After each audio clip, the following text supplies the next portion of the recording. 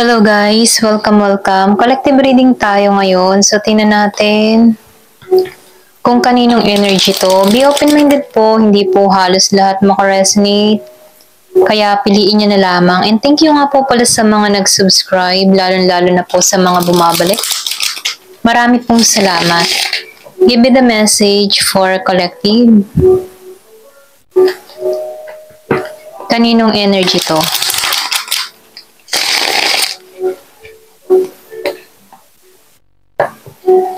Give me the message for collective. Kaninong energy to?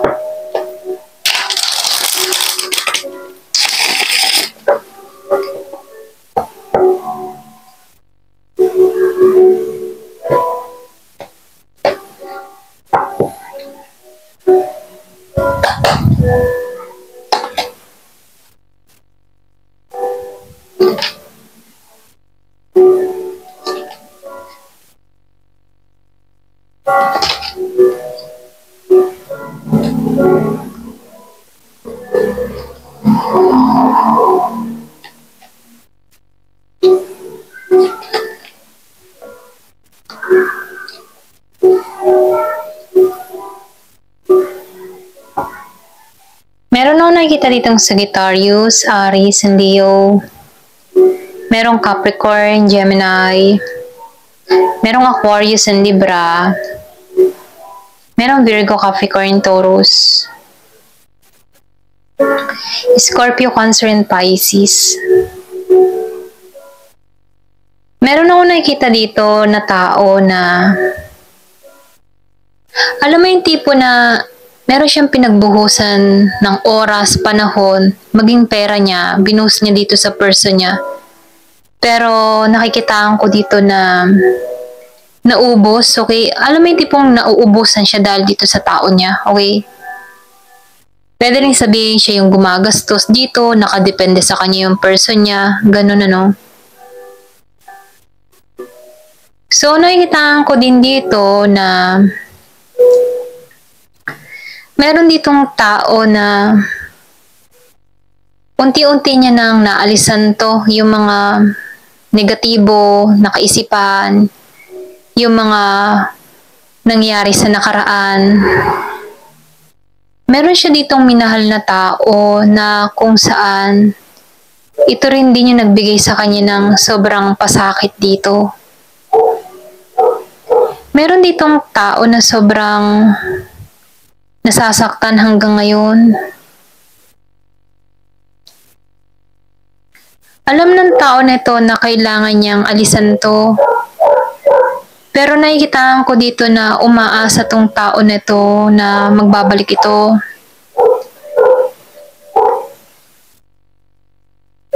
Nakikitaan ko dito yung one-sided love. So meron siya ditong tao na minahal niya pero hindi to naging patas sa kanya dito. Merong Pisces energy.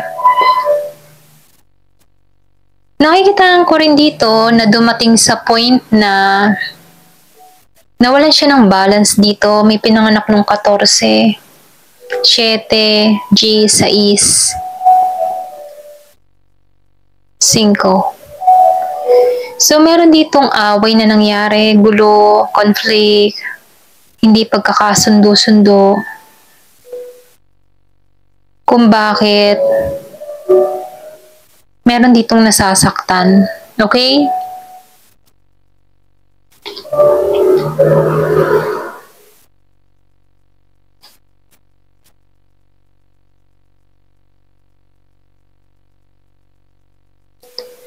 So, nakikitaan ko rin dito,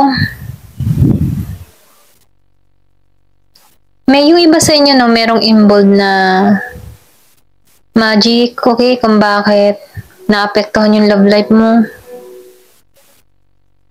Kumbaga, nakikitaan ko dito na masagana ka naman pagdating sa pera. Pero pagdating sa feeling, sa emotion, dun ka kulang, okay? Kumbaga, mapalad ka pagdating sa pera, okay? Mayroong mga oportunidad na dumarating sa'yo. Pero pagdating sa love, hindi ka nagiging mapalad dito. Yung iba sa inyo, merong spell or merong magic, okay, na involved dito. So, nakikitaan ko dito, meron ditong tao na nakaramdam ng takot o pwede rin sabihin nakaramdam siya dito na ayaw niya nang magmahal muli, ganun, okay? Ito rin nafe-feel ko, no? Kumbaga, meron ditong tao na hindi pa rin naghihilom sa nakaraan or hindi pa rin naghihilom hanggang sa ngayon, ano? Pwedeng sariwa pa to.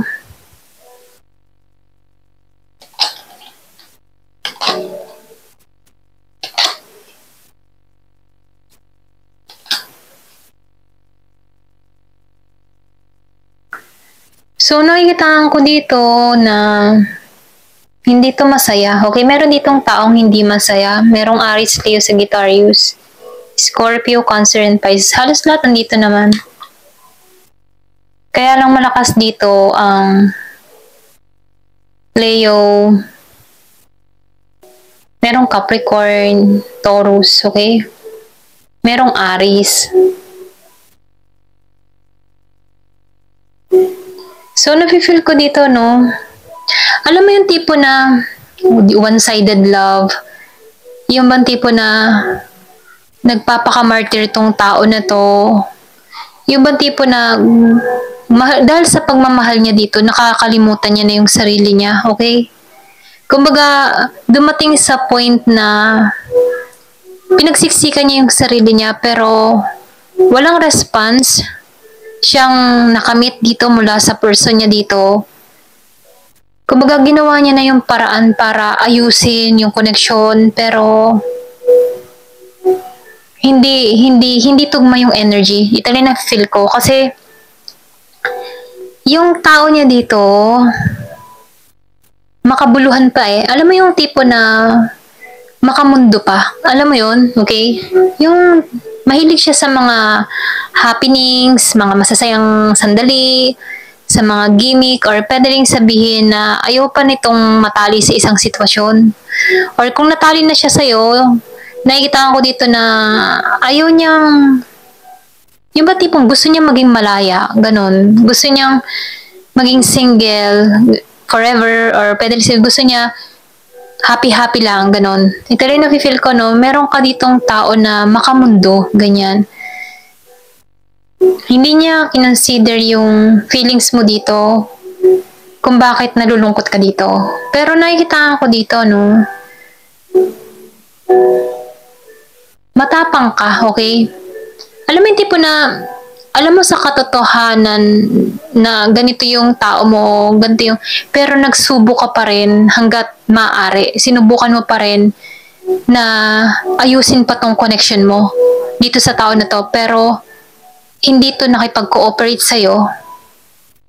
Dahil ang tao mo dito, iba yung gustong mangyari sa gusto mo, okay?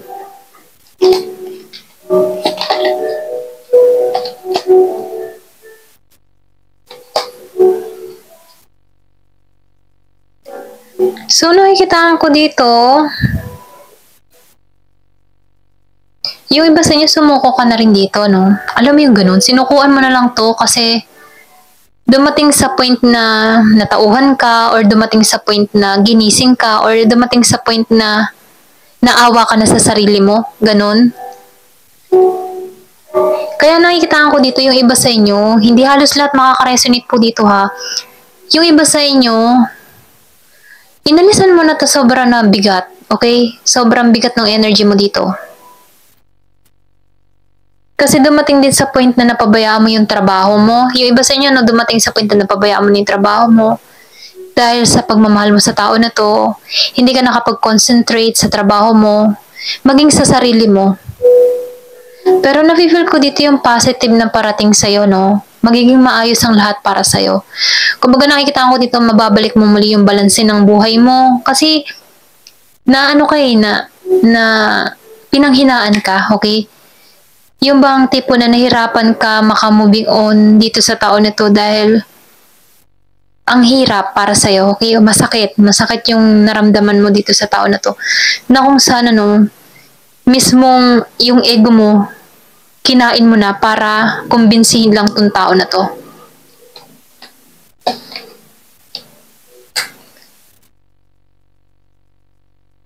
So, nakikita ko dito, yung ba tipo na nawalan ka ng tapang, nawalan ka ng lakas, napabayaan mo yung sarili mo, dumating sa point na naawa ka rin sa sarili mo, okay? Pero ganun pa man para bang ninamnam mo na lahat-lahat itong pain na naramdaman mo, na kung saan ikaw na rin yung tipong bumitaw dahil pagod ka na, okay? Yung bang ganun napagod ka na dahil sobrang sakit na dito sa Queen of Swords, reverse. Sobrang sakit na, sinabayan pa ng Two of Wands, reverse na. Sobrang sakit na, nakakapagod ka na. Bitawan na kita. Ganun yung energy mo, Pero, dumating sa hermit mood ka, na kung saan na pag nilay-nilay mo na, yung ba tipong nagising ka, naumpog ka isang araw, na nagkaroon ka ng realization na nagkaroon ka ng kaliwanagan sa sitwasyon na kinakaharap mo, na kung saan hinahanap mo yung sarili mo kung paano magiging maayos muli, okay? Alam mo yung tipong tinatayo mong muli yung sarili mo, hinahanap mo yung liwanag mo para sa sarili mo, para sa ikabubuti mo, ganun.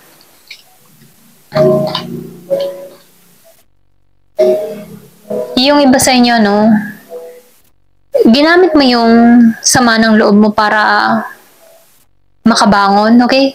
Yung matipa na sa ginawa ng tao na to sa'yo, nagalit ka. Pero yung galit mo, ginawa mong inspirasyon para makausad ka, okay? Para maka-moving on ka. So nakikita ko dito, humihiling ka ng justice, humihiling ka ng katarungan, okay? Sa ginawa sa'yo ng tao mo ito. Kasi sinayang ka parang ang dating mo ba, nasayang yung oras mo, nasayang yung panahon mo para sa tao nito, na kung saan hindi ka sinuklian. Kaya humiling ka dito ng justice, okay? So, nafe-feel ko dito, yung iba sa inyo, meron kang tao na inalisan ka, okay? Meron ditong involved na distance sa inyo. Merong nasa ibang bansa or meron kang kausap sa ibang bansa na kung saan nagkaroon kayo ng away, gulo, yung ganyan, bangayan, na humantong sa napag-isip-isip mo dito, tapos dumating sa point na inaayos mo, okay? Pero hindi ka pinansin dito. So, nafe-feel ko dito na nagkaroon ka ng kaliwanagan dito, humahanap ka ng justice para sa sarili mo, para sa ginawa ng tao nito. Yung iba sa inyo, handa ka na muli. Kumbaga yung pagmamahal mo andun pa rin, pero handa ka ng iwan to, okay?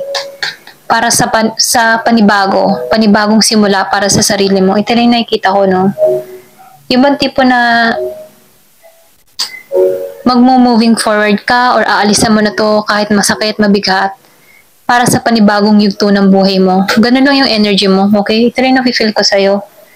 Ayan, so handa ka nang umalis dito. Give me the message.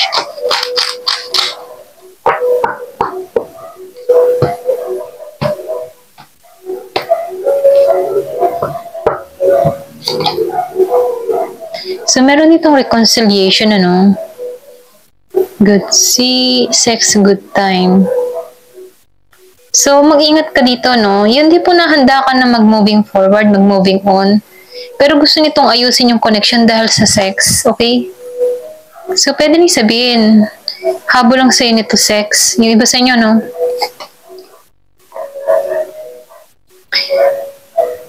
So, nafe-feel ko sa'yo dito, independent ka na ngayon. Kumbaga nakikita ko dito, nakakommit ka sa sarili mo. Okay? Yung iba sa inyo, kasi meron kang inalisan dito Hinanap mo yung light mo. Parang, kumbaga, binawi mo na muli yung lakas mo. Okay? Kaya independent ka dito. So, meron kang tao talaga dito na player. playboy, playgirl, ganyan. Na-impluensyahan to ng kaibigan, ganyan. So, sinasabihan ko dito, no, unahin mo muna yung kapakanan mo. Unahin mo muna yung ikabubuti mo.